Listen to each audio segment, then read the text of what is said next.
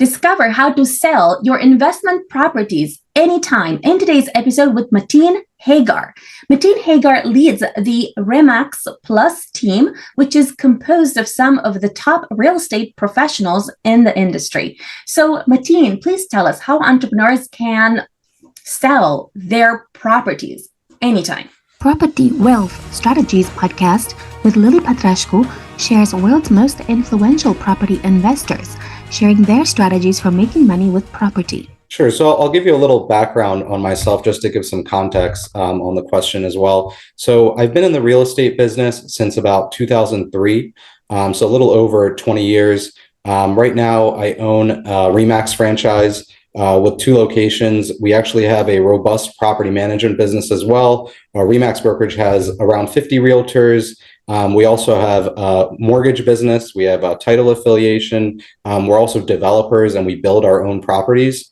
So over that course of time, I've been through, different markets, different environments. We had the, rise and boom and bust during the financial crisis. Then we had the recent rise and, kind of continuing to, slowly rise since COVID and the pandemic. So there's definitely been a lot of, different markets that we've experienced. But I would say one of the most important pieces of, selling your investment property specifically in any market is working with a experienced real estate professional.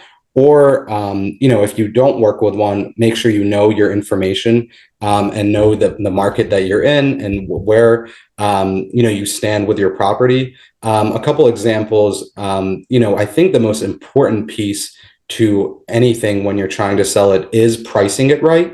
So, with real estate, it can be somewhat easy and sometimes it can be difficult where, the way you value what you should sell it at or the value that it's worth is based on the comps that are in your area, obviously. So, you can look at any similar type homes that have sold within most recently and, interpret what your home should sell for or what it should be worth. And you can even dive deeper in that where there's a lot of interesting statistics and numbers to actually dissect, where, for example, if you're in a market where the average home is selling for 110% or 105% of the listing price. So that means if a property is listed at 500, it's actually selling at 525, 5% more than the listing price. Then you can factor that into when you list your home or your investment property, whatever, to say, hey, look, on average, they're selling 5% more, then maybe it might make sense to automatically list it 5% more than what the comps show it's worth, if that's what the trend is. And at the other token, if you see a market where homes are selling for 5% less than the listing price, so 95% of the listing price, so let's say, 475, then maybe you want to adjust your price accordingly. And another thought is, if you're in, it's easy to come up with the price if you're in a area where all the homes are similar. Like if you're in a townhome development where they're kind of cookie cutter and they're all the same, it's easier to come up with the market analysis and comps that way. But if you're in an area where you have a unique property and it's a little different, then you definitely need to factor those things in. Like if you're in a, if you have a commercial property and then you're in a busy area, or if you own a residential property and it's on a main road, okay, maybe that hurts the value. So accounting for that is super important. And the price, I would say, is one of the most important things where, if you price it too high, then, you could sit on the market too long. Your listing can get stale. And even if you have price drops later, people wonder, well, why has it been sitting so long, et cetera. So I think that really makes a huge difference with what you price it at. And the number 2 piece is, in my opinion, exposure. So anything you want to sell, it's all a numbers game. So the more eyeballs and the more people that notice it and see it, the more chances you are of finding the right buyer at the best price. So with exposure, I would say there's no better exposure in real estate marketing than the actual MLS where you are. So I would definitely advise using a MLS service, whether it's through your realtor or if you're an agent yourself. That's super important because you're never going to get the best exposure outside of MLS. There's a lot of other things you can do, obviously, yourself as a private sale or anything, but you won't get that maximum exposure outside of MLS. And I would also say, the commission piece of it is super important and a hot topic right now because of the recent NAR lawsuit within the last year or so. That piece of it is also important where, obviously sellers, they want to sell their home with the minimum amount of cost, minimum amount of overhead, minimum amount of commissions and fees they pay. But you should really pay attention again to the comps where there's a lot of statistics there where, we went back to the percent of the listing price or percent of the sale price. And then also looking at what is the average commission that other properties are offering. So if you're in a neighborhood where there's 5 houses for sale and everybody's offering, let's say, 3% commission or 2.5%, and you decide to offer 2%, theoretically and ethically, it shouldn't make a difference. But in the real world, I hate to say it, typically does. It doesn't for our brokerage and for our agents. We kind of keep that honest and go as it should be. But we do the best for our clients regardless of what it means for us. That's the most important thing. But I can tell you that statistically it does make a difference, and you want to match your market. And at the same token, if everybody's offering 2%, there's no reason for you to pay more and offer 2.5%. You can kind of match the area with where you are on that stance. And then also paying attention to, going backwards with the percent of the sale price, looking at the average days on market. And you can track all those things. Okay, it's going up, it's going down, and really interpret how you should, what price and when you should list your property and all that kind of stuff. And then also there's a couple other things where, obviously photography, your marketing material, all that stuff really matters. But, making sure your home is ready and as palatable as possible where, you have the right curb appeal, your, property looks clean, well presented, all that stuff. And if it's a rental property, an investment property, you want to make sure when you're selling it, you have the maximum occupancy and the maximum rent coming in, because that's how investors and buyers interpret the price typically on an investment property, especially a large commercial property or large apartment building, is what are the rents it's bringing in, and they value it that way. Now, obviously that's catch-22, because if you rent your home and get the maximum price, you maybe, if you have really good rents and really good tenants, well, then maybe you don't want to sell. So, but at the same token, that sometimes is the best time to sell because it's the most marketable and you get the highest price. Thank you. I think a lot of investors want to sell quickly. So once they've decided that they want to sell it quickly.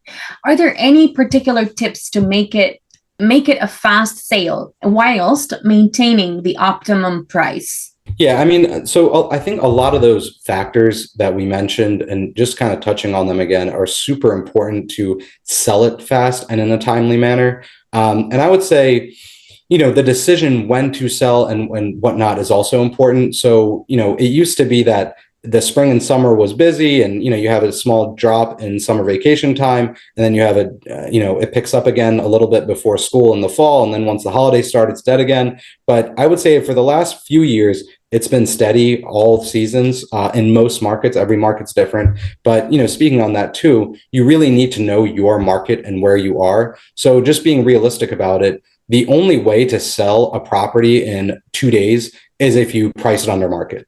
Or if it's something that really people desire and et cetera. But no matter what, if you sell a property in 1 day, chances are you might have had it underpriced. So I think being realistic with what to expect of your market is important. And going back to that average days on market, if you see the average days on market is 30, you have to be realistic where, okay, if you want to sell yours in 5, you have to be realistic where, hey, look, the average is 30, I can try, but that's the most important piece. But if you sell it too quick, you might have had it listed underpriced. But I think if you have the right price, the right presentation, the right exposure, and the right seasonality, and all those aspects, I think you can really do well. And also knowing where your potential buyers are. So if you're trying to sell a large commercial building, I think no matter what, everybody should use MLS to sell real estate. It's the most exposure, like I said. But if you're trying to sell a large commercial property, you may also want to get on some specialized commercial MLS platforms, or reach out to local commercial specializing brokers that have a big network, and you can kind of facilitate through that. In our brokerage, once we have a listing, we not only push it to as many eyeballs as we can through MLS and every other platform, but also social media groups, also different brokers and agents that specialize in different fields, different groups that have different networks. potentially overseas clients, overseas buyers in different demographics. So I think if you want to sell it, there's a difference between if you want to sell it quickly or as quick as possible. I think it's really as quick as possible because that's very relative. It is that price, presentation, and maximum exposure. I can't emphasize the exposure piece enough. I think that's important when you sell anything, but I think those are the most important factors. Thank you. I remember when I was advertising events, and I actually have been a property manager as well for the last 14 years, and I've scaled back my operations from 30 properties to just one. And what I've learned, for example, from organizing events that kind of is related, okay, is that people care about different things and people search different things. So for example, let's say, if you advertise a house with a large garden, because your customer avatar who likes big gardens, you can leverage on that. And there are other people who want, house with 3 bedrooms and room for, a nursery, or something that they desire inside the house, right? So I wonder how can an investor leverage on knowing his customer avatar so that they can reach those ideal clients. And of course, ideal clients can have different requirements and different needs for different families and so on. So it's hard to really know, but I'm thinking that you're a lot more experienced than me. So you would know how to potentially reach a customer avatar that would be available and willing and ready to buy quickly. Yeah, so that's a great question. And you really have to be a master of your craft and know your market, know your area, and know what you're selling. And I think one of the most important skills in life is putting yourself in other people's shoes. So that would be putting yourself in the buyer's shoes and why are they buying that property? So a couple examples, during COVID, one thing that was very important to our clients and buyers was home office, home space. Those things were very important, and being up to date with that trend was very important. And there was even a trend for a little while where, before, a lot of people, they were indifferent about swimming pools. Some people liked it, some people didn't like it. It was more of indifference. But during COVID, people loved houses with pools. Everybody wanted a house with a pool because they couldn't go to the beach, they couldn't go to public pools, all that kind of stuff. So knowing your environment and knowing what the trends are super important, and that just comes with being a master of your craft. And then additionally, again, going back to putting yourself in the shoes of other people and that prospective buyer is super important. In that, if you can really do that, you can think of, okay, what am I actually selling? Okay, I'm selling a, let's say, townhouse or a starter home. Well, what's important to that first-time home buyer as a starter home? Maybe they want, move-in ready, right? They don't want to have to move in when they just spent all this money on a high mortgage to buy this home and then have to fix things. Or, for example, if you're selling a commercial building or an apartment building or, anything like that to an investor, what does that buyer care about? Well, they just care about the highest rent, minimum maintenance, the longest term leases, the best quality tenants, that kind of thing. So really thinking of why is somebody buying this and who is buying it, and thinking in their psychology is super important to make it palatable and as marketable as possible, and essentially finding that buyer. Thank you. What are your 10 commandments for selling your investment properties quickly? I mean, for other entrepreneurs. Sure. So maybe I'll give you more than 10, but you can stop me if I keep rambling. But I would say one of the most important things that have led to our success, and we're in the top 5% of MLS in our region, so we've done very well. And one of the most important pieces of it is the golden rule, treating others the way you would want to be treated. And we preach this throughout our whole brokerage. We never try to convince anybody to do anything. We really just present the facts and then say, as an expert, and if I was in your shoes, this is what I would do. And that's led to us, actually losing many sales where, it was somebody was going to buy a multi-million-dollar property and we actually talked them out of it and we lost a big commission. But then that client became a customer for life and bought, 10, 20 buildings from us over the course of a couple years. So I think really treating others the way they want to be, the way that you would want to be treated, and really, doing what's right is super important. And then also being up to date with your craft and the industry. So, there's so many agents where, they've never read the agreement of sale even one time. And, there's agents that have been in the business 20 years, they haven't read it. There's agents that have been in the business 1 year that have read it. And I think really knowing your business, knowing your craft, knowing the contracts, the requirements, and staying up to date with the industry is really important, like technology changes or guideline and rule changes and legal changes, such as the new NAR ruling with the commissions. So just staying on top of that is super important. And I think that goes with anything that you do in life. And then also build, if you're at the point where, if you're a normal realtor, if you're full time, you can probably do $10 million a year in sales, depending on your market. Some markets, the average price is 500,000. Some markets, the average price is $1 million. So in the average across the country, which, let's say is around 450, 470, on that price range, if you're doing $10 million a year in gross sales, you can pretty much do that by yourself without a team. Now, obviously, you're going to be working crazy hours and very busy, but you can do that by yourself. Now, if you get above that volume, typically you're going to need a team, and assembling the right team is super important. So, I always say and this, everybody says this, but, hire slow, fire fast. You really want to make sure that people that are around you have your values, your work ethic, and you can really trust them to do what's right. So I think that's super important. And also, I think another piece of it is, seeing who has built the life or business that you want to achieve, and then emulating their goals. I believe that's from Atomic Habits, the book, great book. But really emulating, somebody that's achieved it, and emulating the way they conduct themselves, the way they, run their day, the way their schedule is. Really emulating that will get you into the mindset and get you on the best practices and guide to becoming that success that you want to achieve.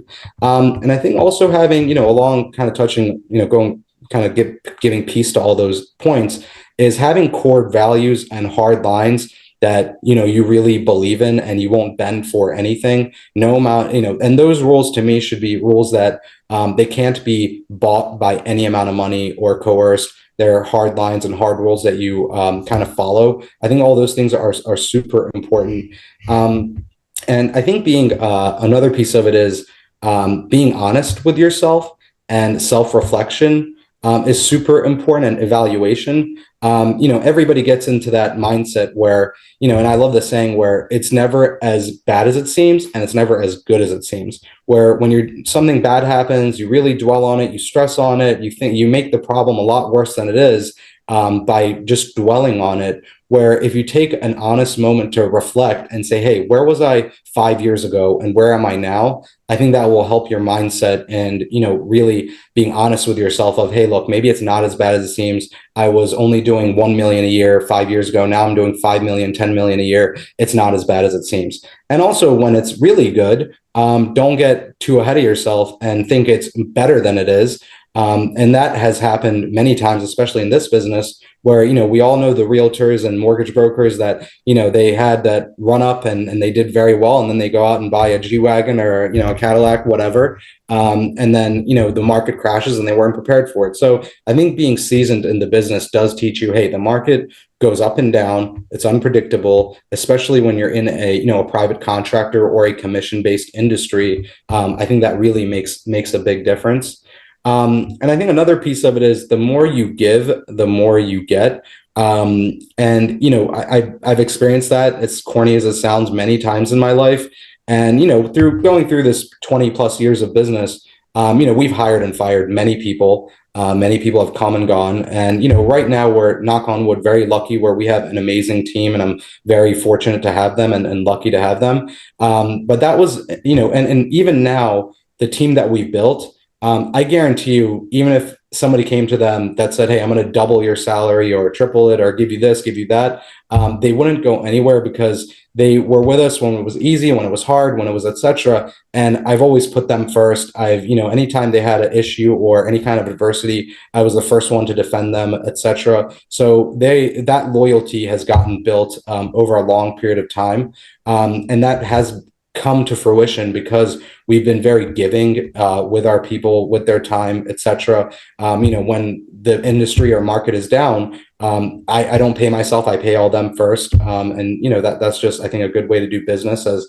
the captain of the ship, you need to have that mindset. And I think another piece of it that's super important is not being humble and staying humble is super important. Where a lot of people I've worked with in the past, they'll get to the point where they're like, oh, that job is beneath me, or that's not something that I want to do, or whatever. And I think that mindset really is a toxic mindset to have. Where for example, we run multiple offices. If one day the secretary calls in sick and can't go there, and I don't have somebody else to cover it, well, then I'm going to go there, and at the end of the day, I'll clean the toilets myself. It doesn't matter, because the business is a reflection on me. We're a team. That mindset, we're all family. I think having that mindset is super important. And then also, back to real estate and business, sub agents will say, oh, well, I only handle sellers, or I only handle buyers, or I don't do leasing, or whatever. And I think that's a very mistaken mindset to have.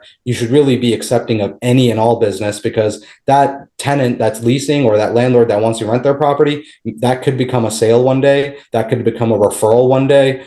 So that's super important. But yeah, I lost count how many we rattled off there, but I think those are all important, commandments and core values. Thank you. Tell us some creative marketing techniques to sell your investment properties anytime. Now, before you answer, I want to ask you, for example, the reason I ask you this is because, for example, many times in the property groups I'm in, I can see a lot of off-market properties circulating, especially, buildings that are very expensive and so on. And I never understood the concept of off-market when it's really just a secret market. Yeah, so I think off-market is kind of a trick. I hate to say it, that a lot of wholesalers use, and a gimmick that's kind of used to, I hate to say it, kind of cheat the seller. Because going back to that maximum exposure mindset, if you're using a wholesaler or off market, you're obviously not getting maximum exposure. So I think that is not a smart tactic. Now, I have seen some agents and brokers, which and sellers, which is kind of against the rules, but some people do it anyway. Where if they have a property that they're going to list on the market, they'll tell a short list of buyers that they know might be interested, and they use that as a tactic to say, hey, I'm going to make this listing active in a month. If you want to have first dibs on it, then you need to jump on it now, because once it goes active, everybody's going to want to buy it. Now, that may not even be the case, where it's not even that attractive of a property. It's not even that attractive of a price, but the consumer thinks, oh no, like I better jump on it before it goes active and everybody else sees it. So that is a tactic that can work, but legal, ethical, you can kind of dissect that in your market. But that is a tactic people use, and it could work. But beyond that, I think the maximum exposure mindset is the key to sell it as fast at the highest price as possible. And I think a couple pieces as the real estate professional that are important is, for example, for us, we do social media marketing. We have billboards. We send out postcards. We do SEO. We do Google local search business ads. We pay Zillow. We pay Realtor.com. We pay Yelp. We do it all. Every single aspect, where you want people to think like, Jesus, I'm tired of seeing this guy. He's everywhere. So I think, one of the most important pieces is marketing yourself, in addition to marketing what you're selling, like the actual properties. Because if you have that notoriety, if you have that followership, it will dramatically, help you sell anything. So I think that maximum exposure with the product you're selling, the property specifically, but also yourself and your business, is super important. And all those factors all tie into each other and lead to each other. So I think it's that group, and each little piece is very important. Thank you. Tell us where entrepreneurs can find you if they want to sell their investment properties anytime. Sure. So our website is plusrealtors.com. That is our core brokerage where we conduct most of our sales. You can see everything about us, get all the information, follow us on social media. Our Instagram is Plus Realtors, and our LinkedIn page as well. LinkedIn is Remax Plus. I'm on there personally myself as well. But we also have our property management website, which is plusmanagers.com. And we have 2 locations, like I said. One of them is near King of Prussia in Pennsylvania, just outside of Philadelphia. And then we have another one that's actually in Philadelphia. And most of our business is done in the tri-state area, outside of Philadelphia and inside the city. We also are, I'm personally also licensed in New Jersey. So anywhere around there, we can help you. And if we aren't in the market that you're looking in, we can definitely put you in touch with a professional that's an expert in that area. Thank you. Follow me for more property wealth strategies.